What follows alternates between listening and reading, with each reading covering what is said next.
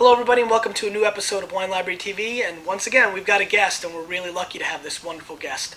David Forsyth is the Director of Marketing for Hogue, and we're going to be tasting through one of their lines today.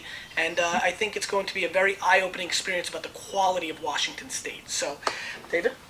All right. Thank you for having me. It's a pleasure. Tell me a little bit about what we're looking at today. Well, we're tasting our Genesis lineup. We've got 4 wines here: Cabernet, Sauvignon, Merlot, Sera, and Johannesburg Riesling, all from Washington State. This is our upper tier. It represents about 10% of what we produce at Hogue. So best vineyards, best growers go into these wines. And so you have the basic Hogue line, right? Well, right. How do you do it? We have the Hogue line, which is under $10. Minimum, more focus on the fruit character, a lot of tank fermentation and tank storage. And the Genesis line, which barrel aged, extended aging, retails for $14 to $20, and then our reserve tier, which is $30. Great. Okay. Well, let's get right into it. The first wine. Okay. First wine we have here is the 2005 Johannesburg Riesling. This is from one of Mike Hogue's original vineyards, the Sunnyside Vineyard.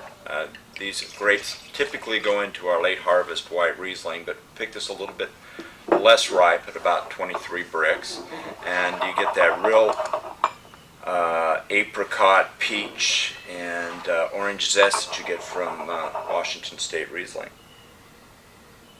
Great golden color. A little frizzante on the in the glass. Is that because it's young? It'll go away. That is, we leave in our style of our whites is to leave a little residual carbon dioxide in the wine. This is natural from the fermentation. It gives a little bit of brightness, a little bit of acidity to the wine too. You'll see that across all our wine.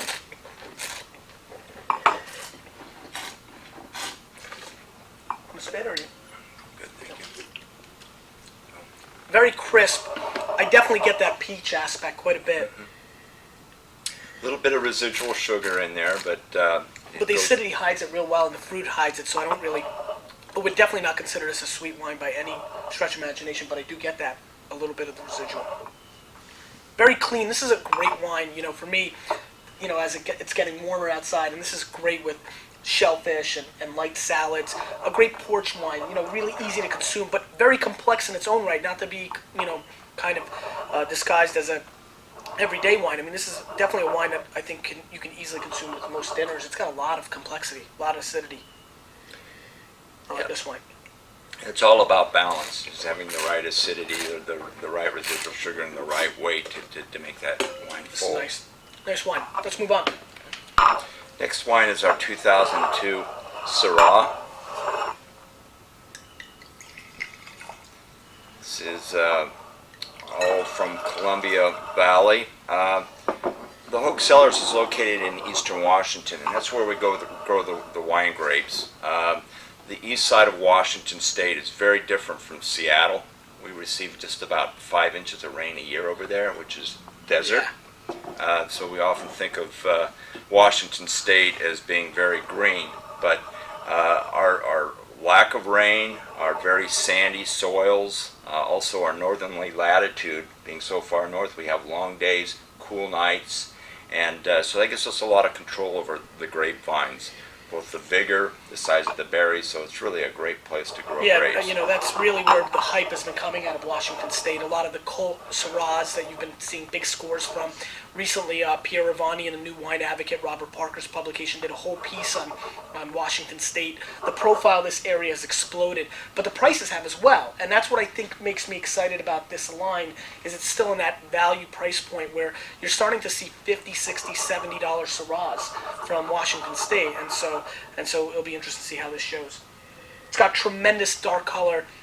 The nose is explosive. You get an amazing amount of fruit on the nose.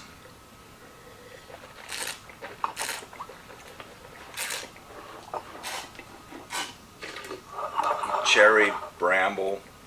You also get that smoky meatiness that you get from Definitely. the Syrah that's grown in There's still a lot of tannins, in this wine. I mean, it's, even though it's an 02, I still feel a lot of, dryness and back-end tannic fruit on the finish. Do you feel, either whether, because we just opened these, do you feel with an hour of breathing or with a little bit more cellaring, that will go away? That'll soften and richen out. Because right now, I mean, we're coming off a little bit of a wine that has a little bit of residual sugar, so you see it a little bit more. But the tannins are still young, firm, and still slightly bitter to me. Is that something? Well, we're looking for some tight, firm tannins in the Sera. Sera tends to be, it's a very high color, low tannin variety. If anything, we have a challenge to bring more tannins to these wines. So Yeah. we grow them in the warmer sites so we get the tannin, the structure there that's so important. This wine will richen out and will fill out, especially if you're having it with food or something like that. It's really the right Sure. foil for food. Now, tell us a little bit about how long you've been with Hogue. Did you just start with it? I've been with Hogue for quite a while, 22 years now. The Hogue family's been in the business for 24 years now, and I've been there 22 of those years. So you basically have seen Washington grow up.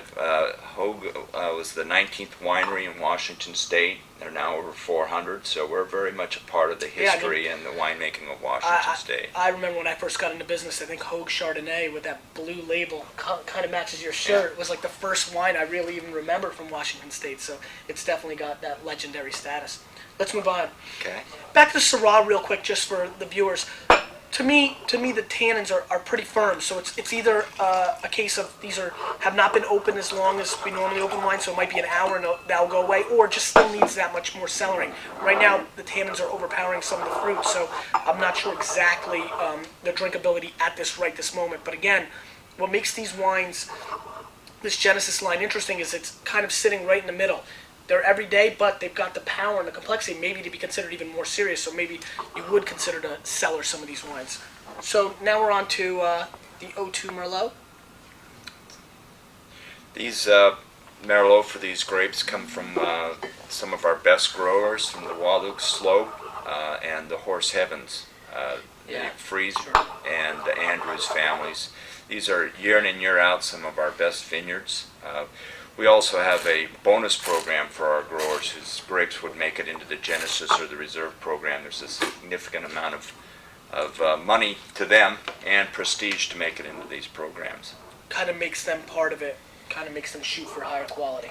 Yes, we have a real alliance with our growers. We have three full-time viticulturists who work with the growers every day, visit the vineyards, grow the grapes that we want, and all our contracts are on long-term contracts. Many of these growers I've worked with for over 20 years now, so we were very, very close together. It's a very big Merlot. A lot of structure, a lot of dark fruit.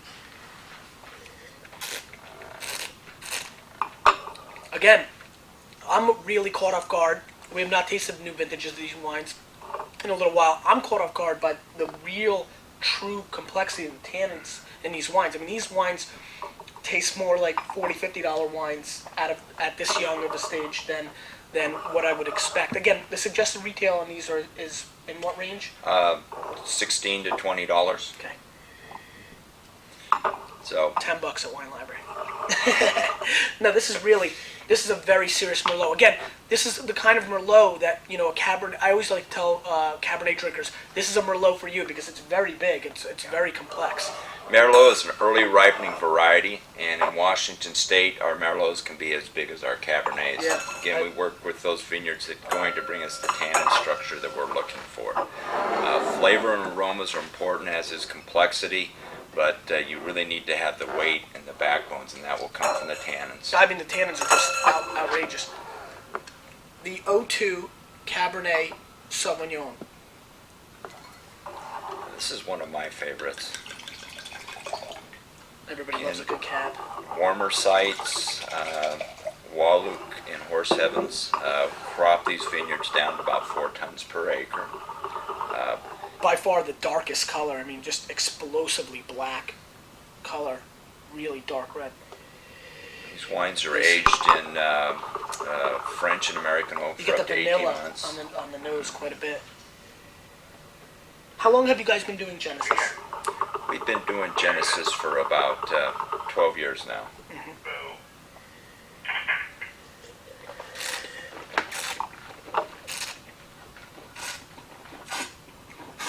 really became an extension of Wow. our reserve program. So we have these wines, we have these vineyards, we can offer them. So we, To me, this wine is head and shoulders above the rest. I don't know. I just the vanilla and the silky smooth kind of finish. Tons of red fruit. well, that cherry character, which is a real hallmark of Washington red This is great. fruit. Yeah. It's that dried cherry and This is pink cherry. sensational. And considering the price point and what you get out of Napa and other parts of California, you're just not getting this quality in that mid-tier range. Excellent. Excellent. Well, this is eye-opening. I mean, it's really, this is kind of what's going on in Washington State. The fruit is so intense, and Columbia Valley has just got tremendous soils and just an ideal area to make wine of this caliber.